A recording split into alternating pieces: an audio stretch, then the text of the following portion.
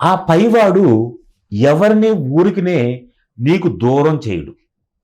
వారి వల్ల నువ్వు పడిన బాధ చాలు, ఇక నుండైనా సంతోషంగా ఉండమనే దూరం చేస్తాడు. అది నువ్వు కూడా అర్థం చేసుకోవాలి. ఒక మాట చెప్పనా?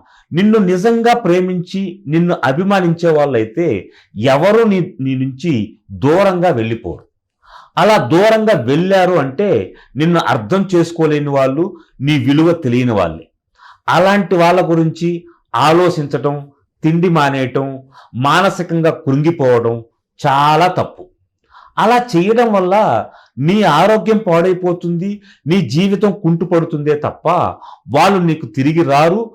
నీకు వాళ్ళకి మధ్య ఉన్న సంబంధం ఏమీ మెరుగుపడదు. దయచేసి ఇక నుంచైనా అలాంటి వాళ్ళ గురించి ఆలోచించకుండా నీ జీవితం మీద దృష్టి పెట్టు. నీ కుటుంబం మీద దృష్టి పెట్టు. ఏమి చేస్తే నీ పిల్లలు బాగుంటారు, ఏమి చేస్తే నీ భార్య సంతోషంగా ఉంటుందో దాని మీద చెయ్యి.